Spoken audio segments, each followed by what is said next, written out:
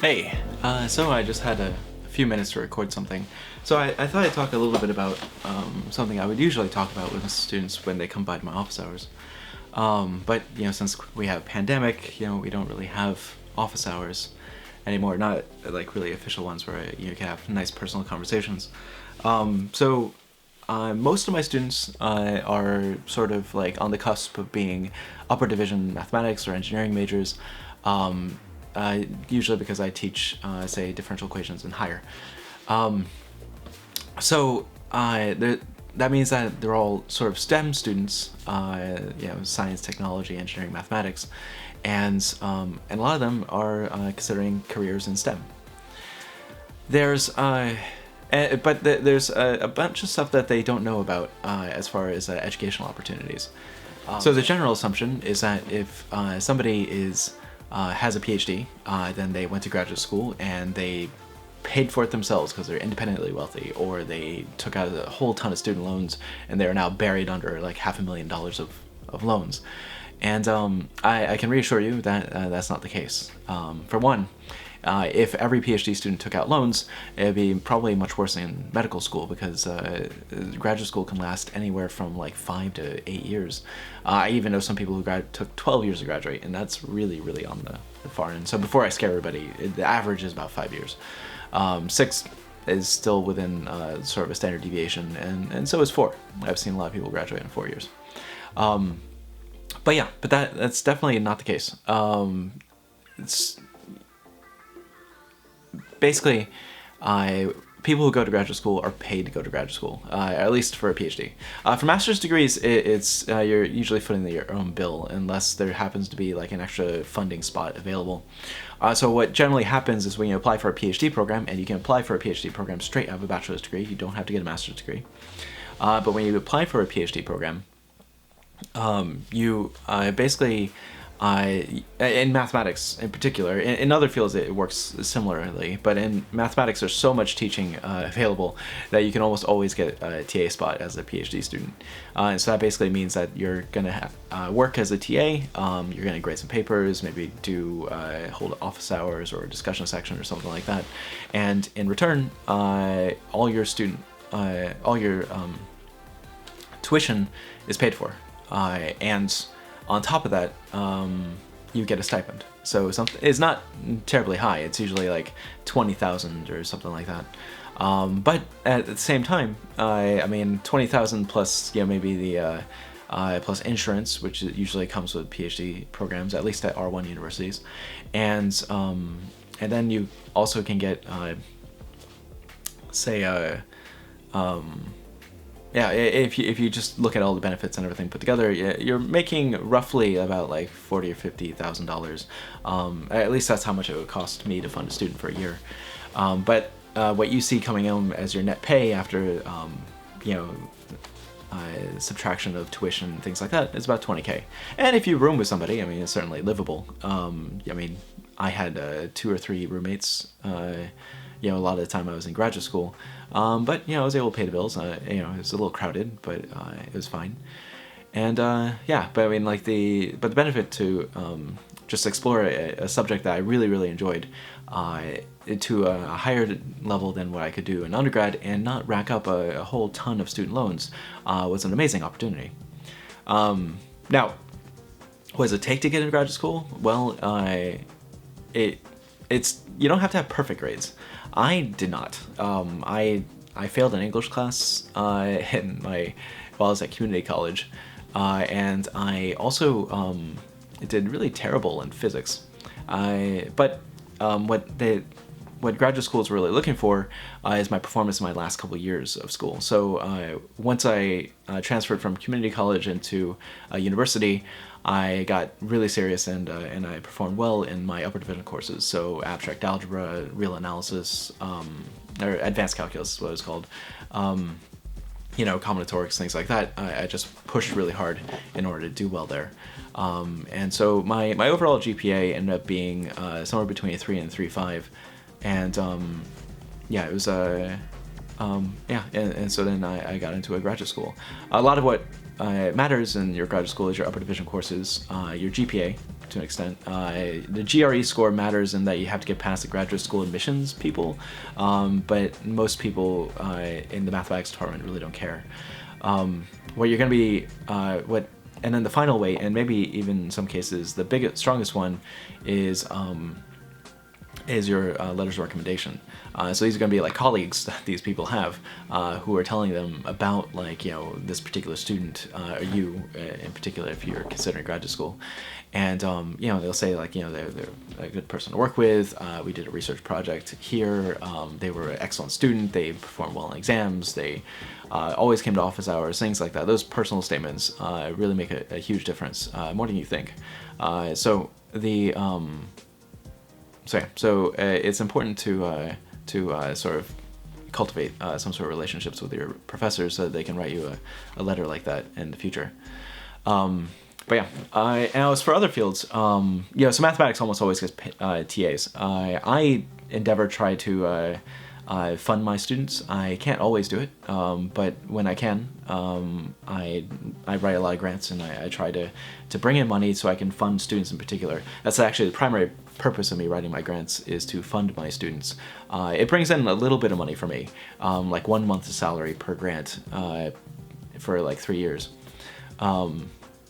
But the real purpose for writing grants is to fund a program, which means like helping my students get more research time so that they can be stronger candidates when they leave, and you know, and make sure that they have ample time to do their research and write a solid dissertation. It's really hard to do that in the latter half of your program if you're just a TA. I did, and it worked out. You just have to. It just takes a lot of extra time. But in other fields, like in mechanical engineering, for instance, I worked as a postdoc in a mechanical engineering lab at the University of Florida for 4 years, and in there the culture was a little bit different. So basically, if you're a PhD student, you apply and you you immediately find somebody to work with, and so you're put on a project like on year 1. And this is different from mathematicians who come in as TAs and they don't really start the research until, like, say, year 3 or maybe the latter half of year 2. But in mechanical engineering, they start a lot earlier, and so they graduate earlier. And they start, and generally they only do a TA like once or twice in their entire graduate career. They basically start working in a lab, and you start by doing sort of grunt work. So you'll work.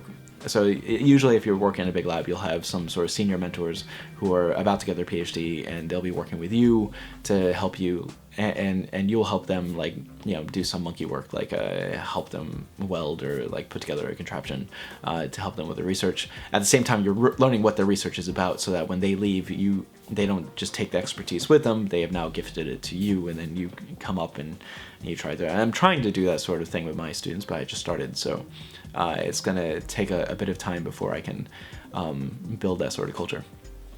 And so that was in mechanical engineering. I also worked in an electrical engineering lab for 2 years, and it was the same sort of deal. When students came in, they immediately started working with somebody.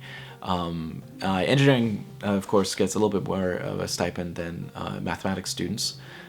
Usually, I've seen as high as 25K to 30K, I think.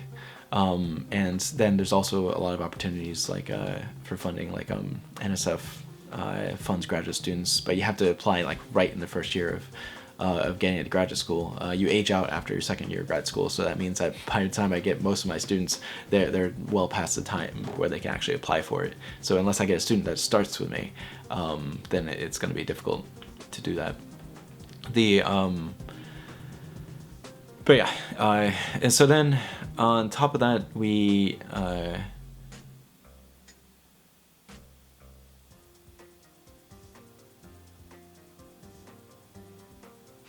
So anyway, so then that's basically what it takes to get into graduate school and what graduate school is like. The big things in graduate school, sometimes classes are actually easier than what you had in undergrad, where there's sort of like a free grade given away. And the reason for that isn't because teachers don't care, it's just that the real evaluation criteria for students is their qualifiers. And so some grads programs have a qualifier in the first year, and basically all undergraduate topics. So I knew people in the physics department where basically they took their qualifiers in the beginning of spring of their first year. And in that case, it was just straight physics, like undergrad, like classical mechanics and quantum mechanics and thermodynamics and all these things that you took as an undergrad, you basically take them again. And so they were using qualifiers as a way of making sure that everybody was on the same page before they went out. For me, my qualifiers actually lasted like 4 years in my program. So the way that it was run at the University of Florida when I was there, it's changed now. Students aren't held on the hook for qualifiers for so long now. But we had 2 first-year exams. So basically, an exam on analysis, so basic analysis, like real analysis, what you learn, more or less a beefed-up version of what you'd take in advanced calculus. And so that was a year of material that was put on one exam. There was another exam in the class that was there's another exam in the first year, which was abstract algebra, which was sort of on the level of dominant foot, and that's a lot more difficult than what I had as advanced calculus as abstract algebra back in undergrad. And then I had a measure theory exam and then a functional analysis exam, each on a year of material. I couldn't take the functional analysis until I had the measure theory, and so and then I waited like for a semester to I waited for a semester after my functional analysis class just to make sure I could get all the material down, so that I could take the exam and get out without any issue. So so for me, it was actually the beginning of my 4th year that I finished. Then I graduated my 5th year, yeah. So anyway, so qualifiers are the real determining factor with whether or not you can stay in the program. And then the classes on the side are really just grades on there. I mean, some professors are really strict about it, others aren't. You'll find hardly any professors who will actually fail a student in a graduate class. Because, I mean, you have other responsibilities. You have to teach, you have to grade, you have to do all these other things like write a dissertation, write papers, and do all these. You're basically working like 3 jobs all at the same time. So, because you have to be an instructor, a student, and also you have to do research. So, in any case, but yeah, it's not impossible for most people. You can, if you're in STEM, you can get there and you can pay for it, and because it'll be paid through your stipend and your tuition waiver. So it's just something to think about. It's a way of getting a PhD without actually racking up loans, and so. Yeah, if you just want the doctor title, it is a route to go that won't put you in a hole of debt. And I guess I should stop it there. I think I've begun to ramble. Geez, it's like 13 minutes now. So yeah, maybe I should stop here. Anyway, so I hope you're all enjoying the class, and yeah, I'll post another differential equations video up next day or 2. All right, bye.